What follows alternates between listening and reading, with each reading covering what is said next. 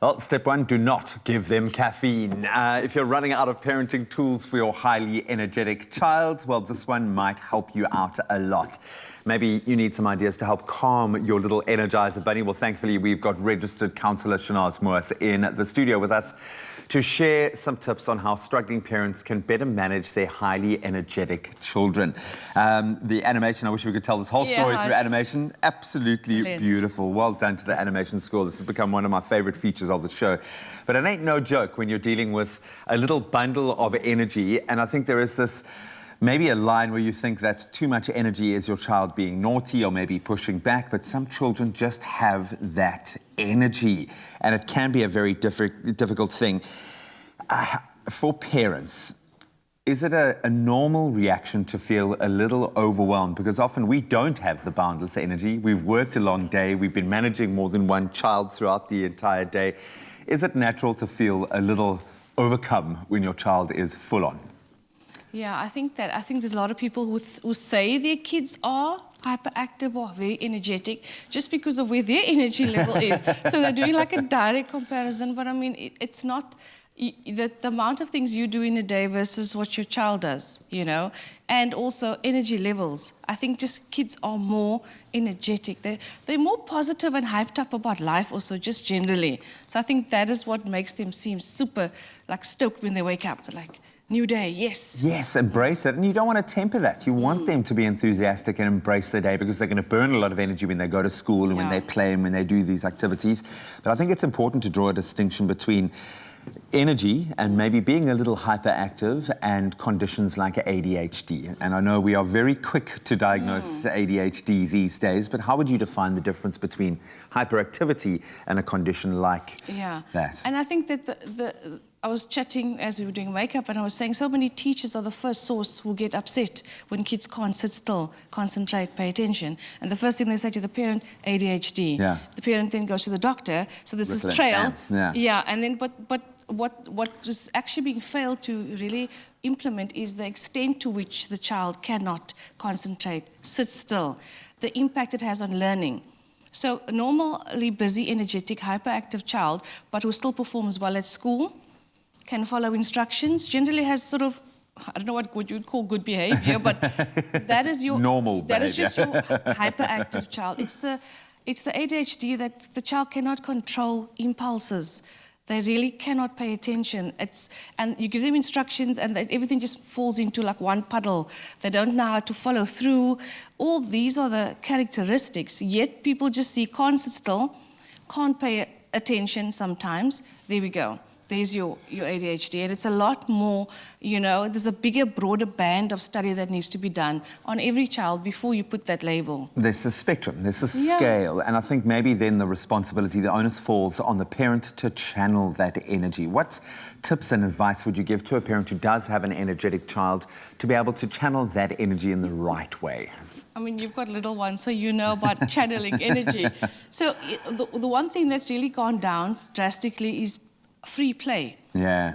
So we structure our kids, even our toddlers' time, so rigidly as if they can see this plan for their day. They don't actually understand why they've got 10 structured activities.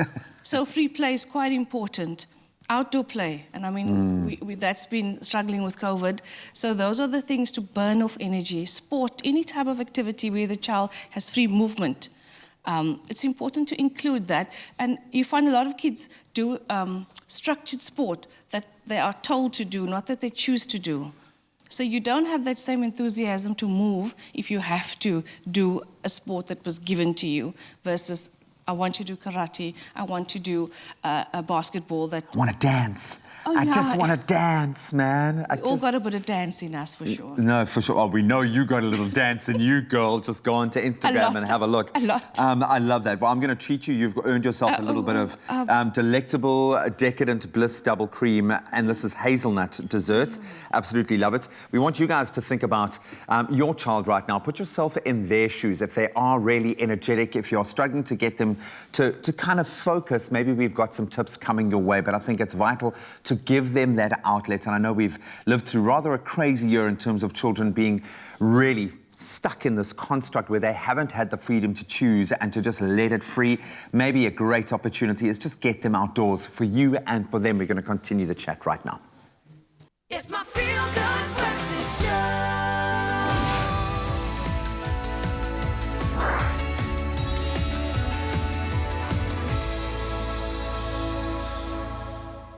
Welcome back. We are continuing our parenting chat right now. Your child is literally bouncing off the walls and you've run out of parenting tools to keep them still and on the ground. In fact, you're in a heap on the ground.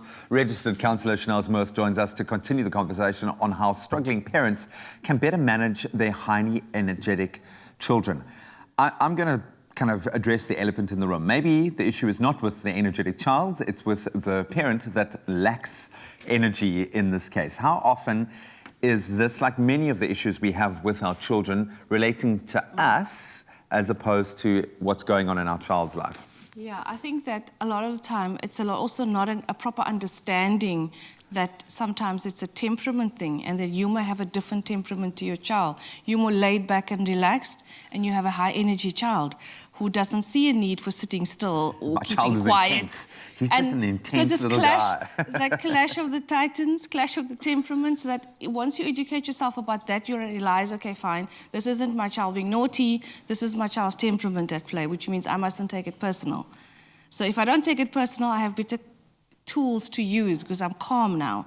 And that's the other part, staying calm. You know, you can't always meet your child's energy level. You'll pass out probably before, like, you get through the first half an hour. But do fun things together, like pillow fights or pillow stacks or things that are fun for both of you. So by the time that you now conked out, you've given the child a little bit of yourself, right? And also given them a safe vent for all that energy. Because, I mean, building forts, I don't know if you remember, I remember doing that. All these things that people don't bother with anymore because screens have replaced all those kinds of activities. I'm just picturing myself yesterday lying on the carpet in the lounge while my 4-year-old wrestles my one arm that was still working and my 1-year-old beats me on the head with her plate that she's just eaten her grapes with. Being present, just being there for them, and it becomes one of your greatest joys when you actually just get to see the nuance of their personality in those moments, especially when it comes to free play. I love that, watching the imagination come to flight. But it's within that, you still need limits and boundaries. And maybe if we look at that extreme side, when it's a little bit too much of a good thing, how do we set those limits and those boundaries with a child that is pushing back? Yeah, but at least I think that if you know this is your high-energy child, you're going to have realistic boundaries about how much time they need to do certain things and where they need to do certain things. So boundaries would be when can we have this free play? And if it's inside, for instance, choose an environment that's safe. So those are the kinds of boundaries that you would put in place to limit, you know, and cover the safety aspect. But still, it's not going to be a walk in the park. You are still going to struggle. And if you've got a child that's calmer, it just makes your high-energy child just seem more hyped, you know, and that comparison, you know, whether it's conscious or unconscious, makes you always be agitated towards your, and it's difficult. You don't want to kind of admit that you get frustrated with your kids like that, but it's natural. So to have that sense of chat to the child about what's okay, what's not okay. The one thing they struggle with is also feelings. So sometimes when the feelings get hyped up, the energy goes up as well. So make sure you're checking in on what feelings, let's talk about how you feel or that upset you, just keeping a feelings dialogue open, because that's actually quite an important part. Because kids get hyped up emotionally, then it becomes a physical thing.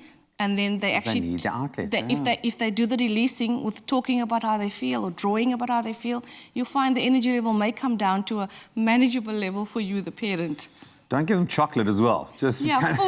Yeah, just food watch what you're food putting is in also their little bodies. Yeah, you got to watch out for what you give them to eat. Let's red flag what you shouldn't do. What should you not be saying or doing to a child that's really energetic? You know, there's so many things people do without knowing it, especially when they speak to their kids. So often, sometimes somebody else can point out for you what it is that you're doing or should be doing. And the one thing is calling the child naughty. Yeah. Because they're so busy. That's the most common one. my child won't sit still, my child keeps talking over me, and this is their activity level. It's not like I'm choosing it. So it's not naughty, so don't use that word. Don't make that a part of the And then identity. the other word they use is busy. They think busy is a safer word, I don't know, it's somehow now a negative word. But just having that understanding of your child will go a long way in terms of just you managing everything better. Completely, and it is on you. Try and manage your own energy levels as well. Might help in this conversation, but I love what you say about talking and communicating. Set that, especially with younger children. You might think they're not taking it on board, but trust me, they are listening, and you want to create that open channel of communication so that when they do get a little bit older and those emotions become more complex, that they can talk to you, they can articulate. Otherwise just grab a cup of coffee and man up, man. You got to do this. Your kids will bring so much more joy than frustration to your life if you just open that conduit. But if you do have an energetic child, we hear you, man. We feel you.